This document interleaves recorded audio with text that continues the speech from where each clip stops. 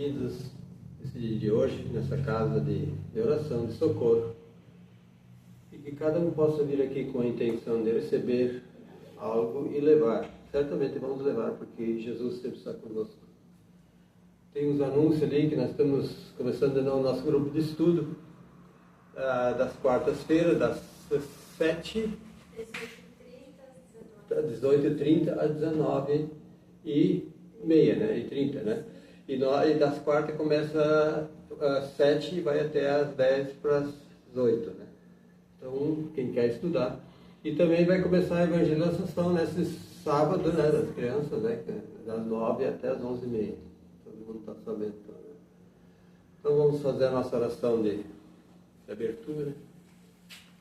Vamos agradecer nesse dia de hoje, porque Jesus nos permitiu estar aqui, nesse momento, para assim usufruir desse espaço tão harmonizado pelos bons espíritos, e que cada um possa levar daqui essa energia benfazeja que serve para nós e nos orienta durante a semana, para o nosso bem-estar, buscando sempre dentro de nós a perseverança e a fé.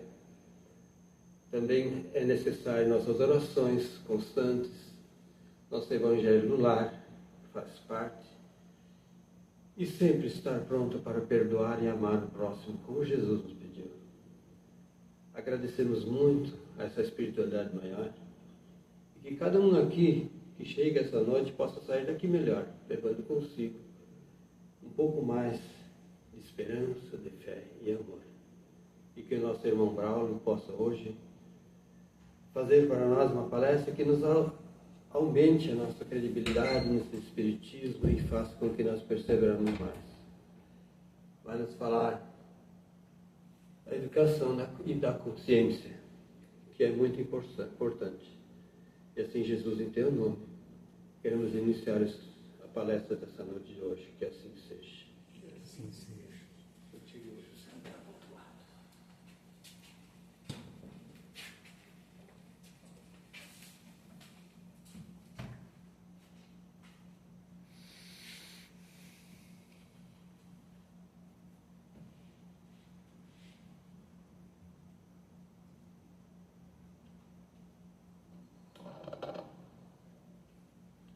Boa noite, amigos.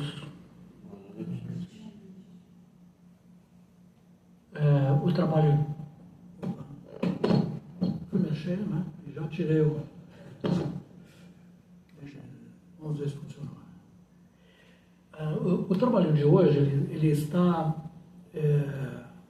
baseado principalmente na obra da benfeitora Joana de Ângeles, Autodescobrimento. Mas também utilizamos outras obras como fundamentação para o nosso trabalho.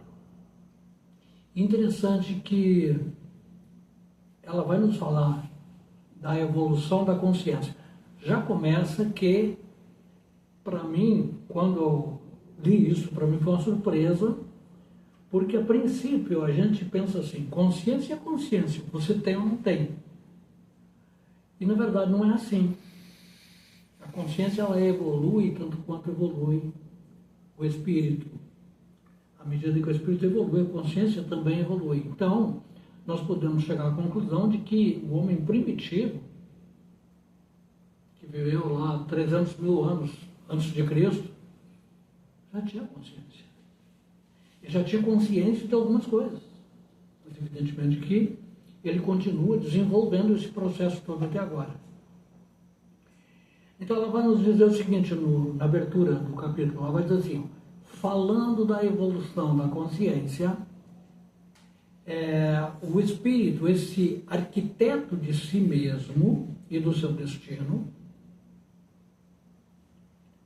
para começo de conversa, essa frase, ela já gera uma série de análises. Porque o que ela está falando aqui? Que o espírito é o arquiteto de si mesmo e do seu destino. O que nós vemos hoje, 90% da humanidade, é esperando que Deus faça um milagre na sua vida. O que nós vemos hoje na maioria das religiões dizendo é que Deus é fiel, que você precisa confiar, que...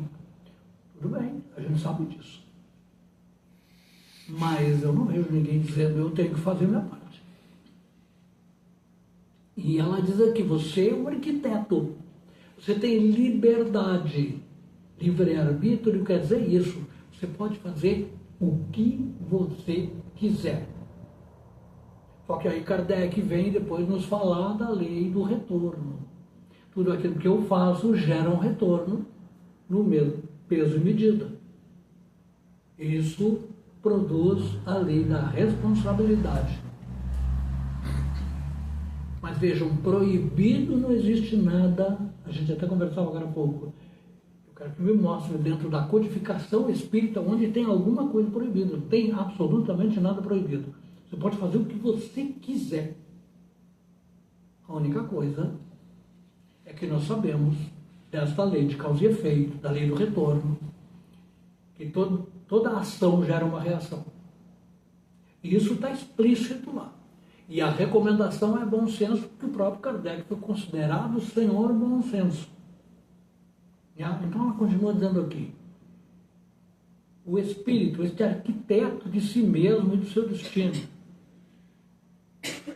dispõe da livre opção, ou do livre-arbítrio, cabe-lhe, pois, aplicar com correção os impulsos que o propelem ao avanço de acordo com o que deve ou não realizar, de forma que consiga a harmonia ou a ausência de culpa. Harmonia é isso, é ausência de culpa. Quando não existe consciência culpada que viva em harmonia, pode enganar a sociedade, mas não vive em harmonia se tiver com a consciência culpada. Não existe consciência culpada que não tenha uma transformação naquilo que ela observa, naquilo que ela vê. Porque nós vivemos, vemos e sentimos de acordo com aquilo que nós trazemos na nossa casa mental. Aquilo que eu penso, assim eu vivo. Numa obra do André Luiz, A Vida Continua, o mentor da Eveline Serpa, que era a personagem principal da história, fala para ela num jardim suntuoso, no mundo espiritual, uma consciência culpada neste cenário esplendoroso que nós estamos aqui, pode estar vendo um cenário infernal, umbralino. Porque eu vejo, tudo aquilo que eu vejo são pontos luminosos que a minha vista capta, que envia para o nervo óptico, que envia para o meu primeiro cerebelo, que ele ainda os camundongos usam, e continua conosco. E ali se gera a imagem. Ali se produz a imagem, que naturalmente já tem uma referência, porque você não vê aquilo que você não tem referência. Essa referência vem da onde? Vem lá do primitivo, do tempo que esse era o nosso único cérebro. Ali se gera a imagem. Então eu tenho que fazer, no processo de evolução do espírito, eu tenho que fazer toda essa transformação. Me desligar de todo esse passado delituoso, comprometedor, por ignorância espiritual, para começar a viver o processo de transição do espírito, assumindo a responsabilidade sobre as minhas ações. Por isso que o Emmanuel diz, na obra Consolador, que nós andamos como se carregássemos os nossos cadáveres de arrasto. A gente já não vive mais daquele tempo, mas eu não consigo me desligar daquilo que eu vivi, dos meus preconceitos, né, das minhas esquisitices do passado, né? Eu quero viver do passado, então eu entro em depressão. Aí eu me assusto e quero viver do futuro, aí eu tenho ansiedade. E eu esqueço que o que faz o futuro é o presente que nós estamos vivendo. E esse presente tem que usar o passado como referência daquilo que eu posso e daquilo que eu não posso mais fazer, mas não me tornar prisioneiro. Então, no texto de cada obra que nós estudamos, eu costumo dizer isso nos livros, nos nossos estudos, não está tudo pronto.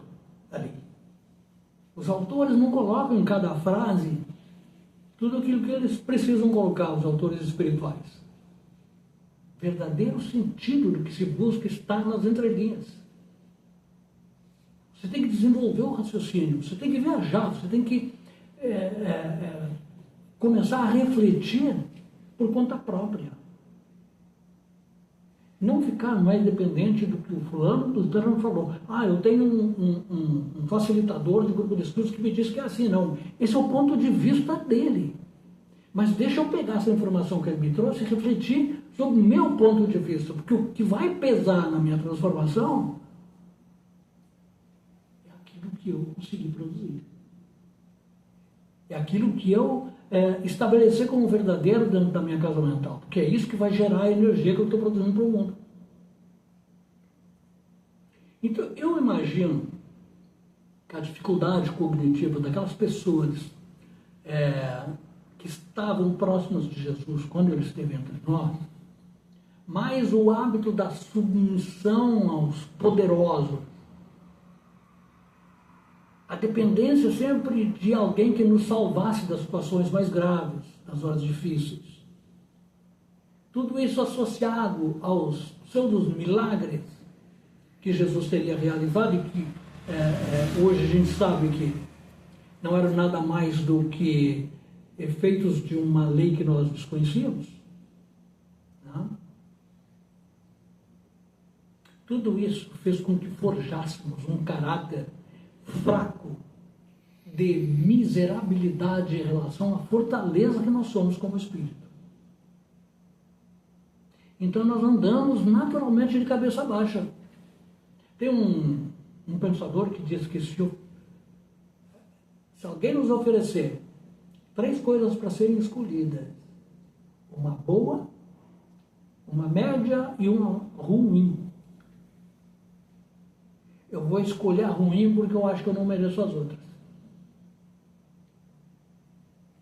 Esse é o nosso caráter fraco, de achar que nós somos muito devedores e que por isso nós não merecemos o que há de melhor. E nós somos herdeiros do universo, só isso. Só isso. Somos herdeiros do universo.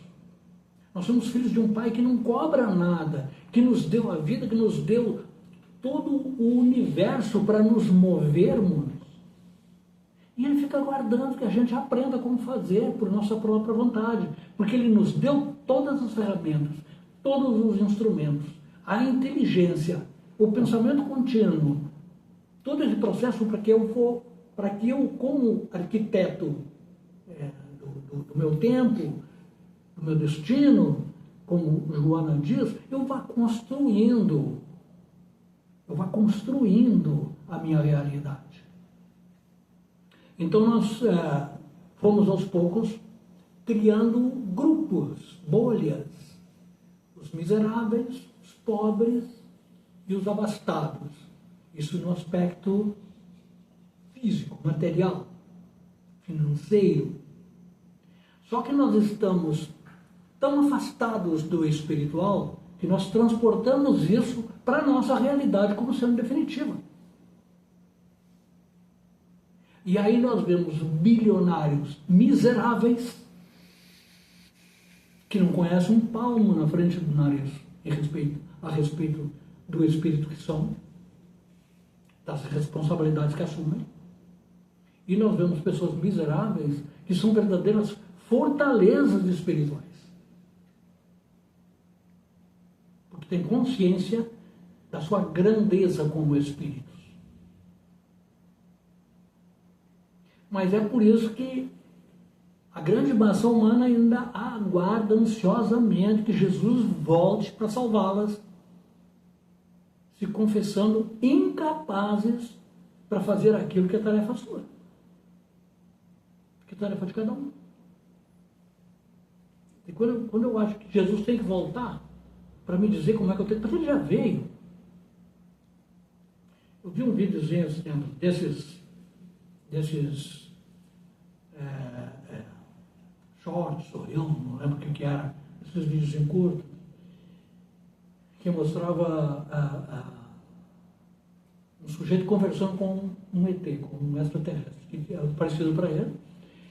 E acho que era época de final de ano e tal, e ele perguntou que eram todas aquelas decorações, e aí o sujeito falou que era Natal, festa de aniversário de Jesus. Ele falou, não, eu conheço muito esse cara, ele visita o nosso planeta o tempo inteiro. Como assim visita? Sim, ele visita, ele esteve lá há muitos anos atrás, ele foi muito bem recebido, ele foi muito bem tratado, e aí ele volta lá o tempo inteiro. Ele está sempre conosco. Aí o vivente ali diz, ele esteve aqui também, mas nunca mais voltou. Nós estamos esperando até hoje. Quanto tempo faz isso? Ah, faz mais de 2000 anos. Aí o ET pergunta para ele, mas o que vocês fizeram com ele quando ele esteve aqui? Nós o matamos. Nós o matamos. E aí eu pergunto, se por acaso a gente descobrisse no meio da população do planeta hoje o Cristo reencarnado, o que fariam com ele?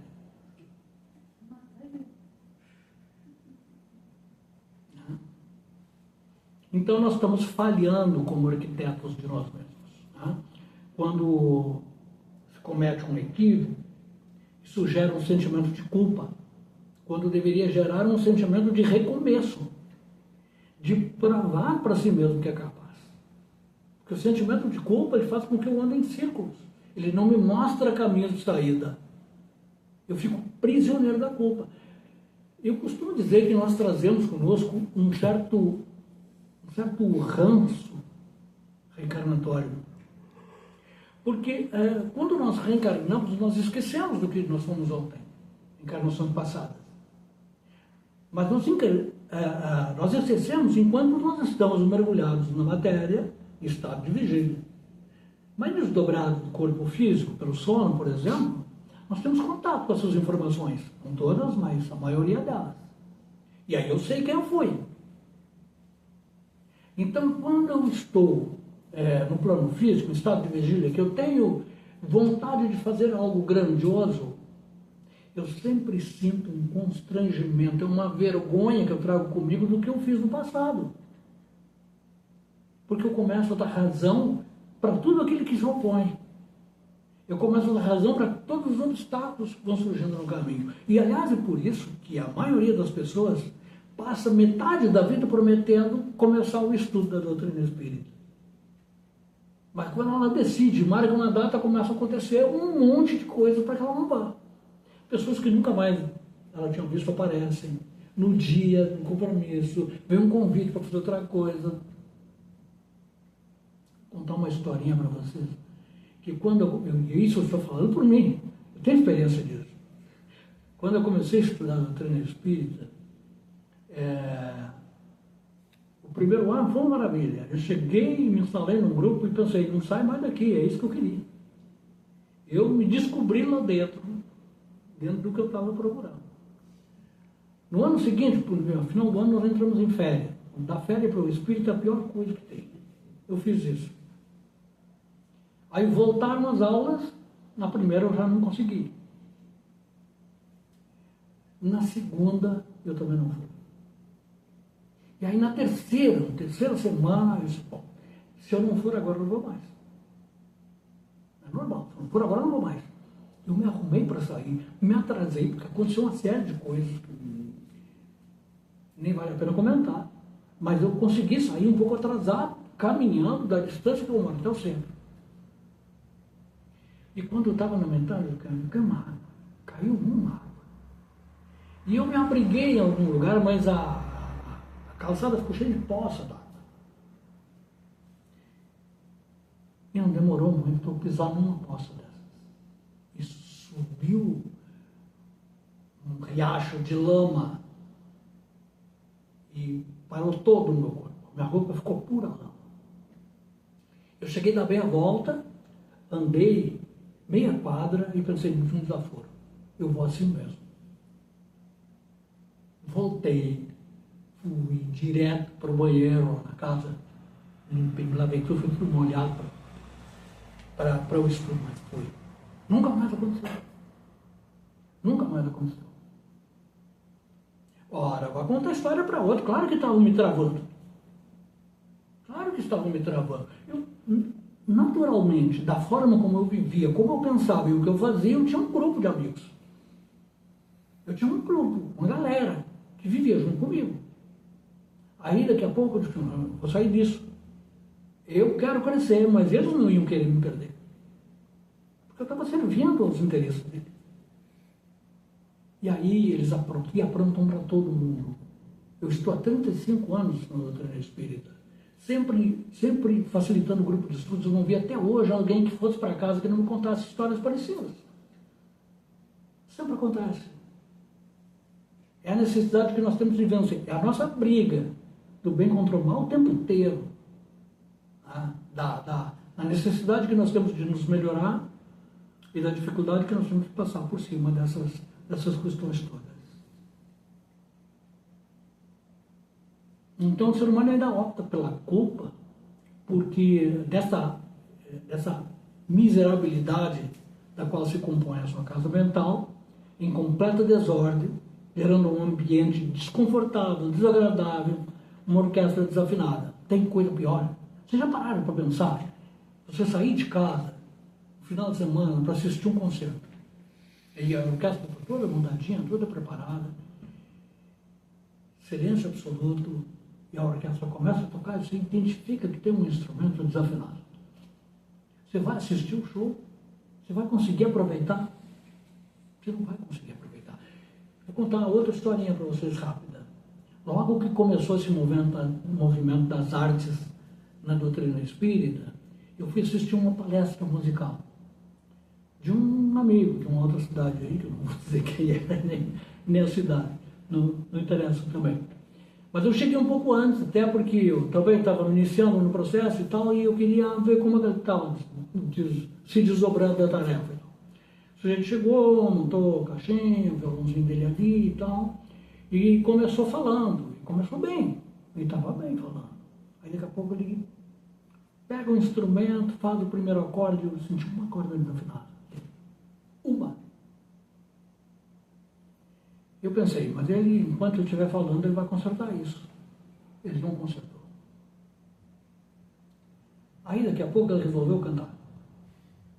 E cada vez que ele tocava naquela corda, os meus neurônios parecem que estavam derretendo tudo. Aquilo foi um horror. Eu não consegui saber o que ele falou na palestra, durante a palestra. Muito menos o que ele cantou. Porque eu só ouvi aquela bendita corda desafinada. Então, uma mente culpada, meus amigos, é isso. É uma orquestra desafinada. Como conseguir harmonia? Não tem como. Ou você anda sem culpa, e para andar sem culpa, no momento reencarnatório que nós estamos vivendo, como é que funciona? Você tem que primeiro, seguindo aquela frase lá do Templo de Delfos, conhece-te a ti mesmo, você tem que primeiro aprender a se perdoar. Porque se eu olhar para trás e não precisa olhar para muito longe, você já deu mancadas que você hoje se arrepende. Então você precisa entender o seguinte: tudo o que eu fiz, que eu hoje me arrependo, eu fiz por ignorância. É ignorância espiritual. Ninguém faz de forma equivocada por inteligência espiritual. Você faz por ignorância. Você não sabe que você está se prejudicando. E você vai ter que passar por essa dificuldade ali na frente. Então não deixa eu me perdoar. Eu tenho o direito de errar. Eu não tenho o direito de continuar prisioneiro do erro.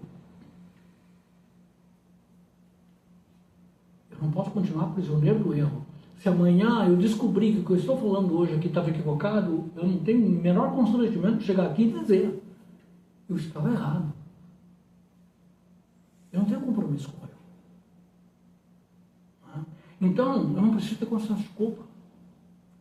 Eu preciso me colocar como um aprendiz da vida. Saber que espiritualmente eu estou no começo da caminhada. Nós somos ainda crianças espirituais, iniciando um processo de conhecimento, de descoberta. E do ponto de vista material, físico, humano, o maior sábio do planeta precisa entender que está em processo. Ele não é dono da verdade, tudo é processo. Então tudo pode ser discutido, tudo pode ser analisado, inclusive dentro das obras da doutrina espírita. Aliás, principalmente, precisa ser tudo discutido, porque a forma como eu entendo pode não ser a forma que o outro entende, e eu preciso ter a sensibilidade, a perseverança para prosseguir no processo, conviver com o contraditório, para poder tirar. Vejam, consciência já está dizendo tudo pela própria palavra. Você vive consciência. Se você não viver consciência, você precisa começar a buscar essa ciência. Nós temos no nosso universo humano duas ciências possíveis: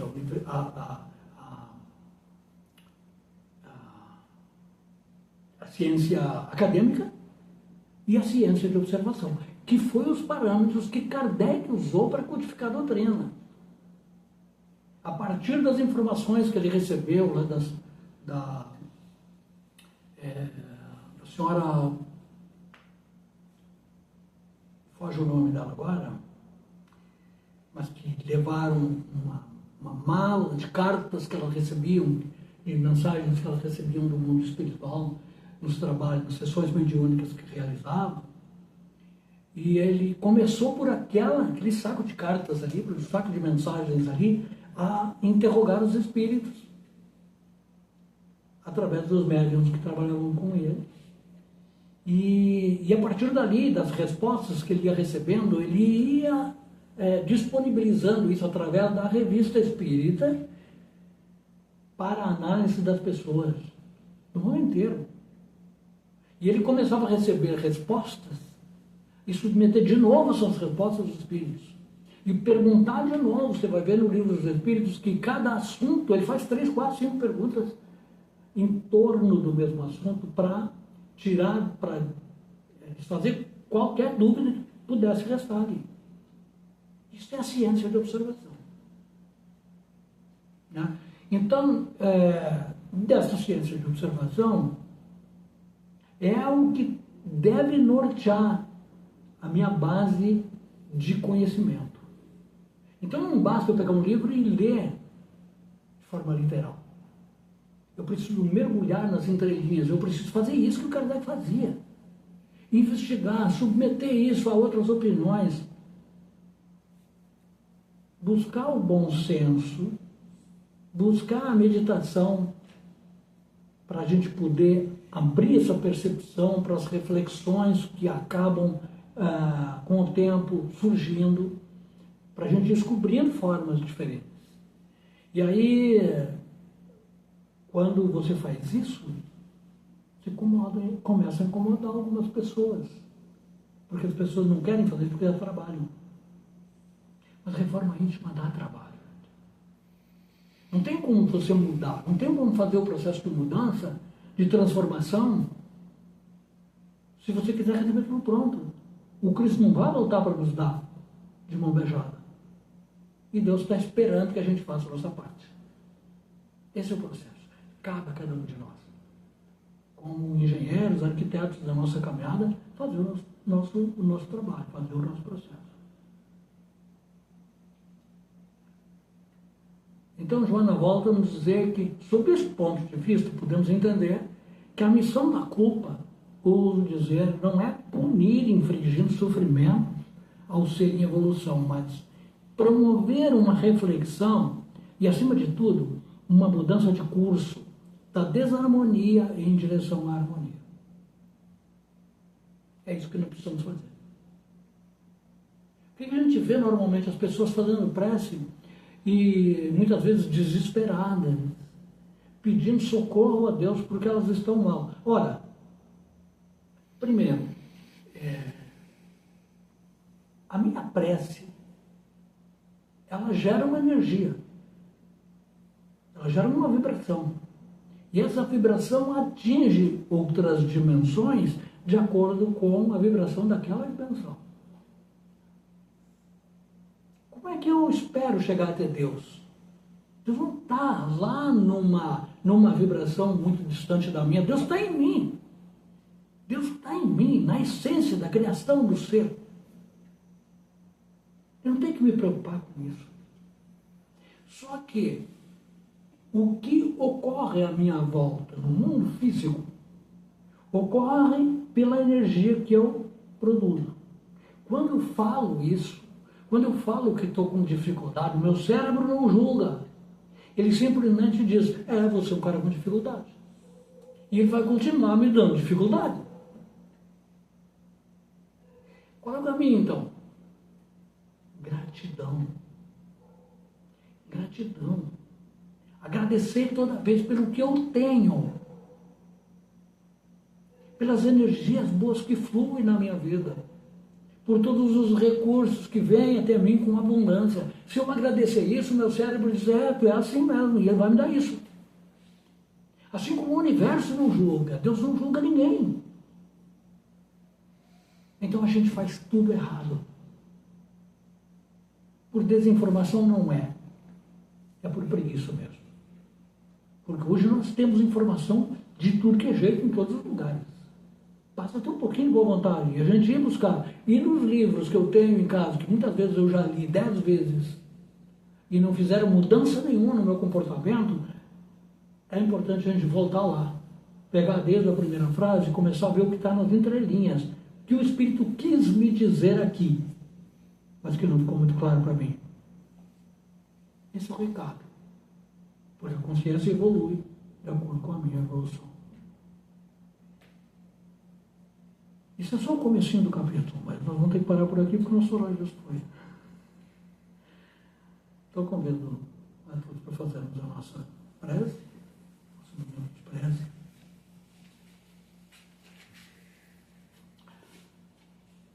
Serenando as nossas mentes e elevando o nosso pensamento a Deus, a Jesus e aos bons espíritos, trabalhadores desta seara de amor, que nós, com certeza aqui se encontram, nos envolvendo um grande abraço de luz, rogando amparo, rogando que esses amigos do mundo maior possam fortalecer a nossa resistência diante dos obstáculos, que possam ampliar a nossa visão, nosso discernimento, a nossa capacidade de compreender e especialmente de nos perdoarmos, para que assim possamos perdoar os nossos semelhantes. Sigamos com Jesus, sigamos com Kardec, sigamos com os conceitos luminares desta doutrina consoladora, para que no futuro possamos olhar para trás de consciência tranquila, com a certeza do dever cumprido. Fica conosco, Senhor. Permita-nos que em Teu nome possamos encerrar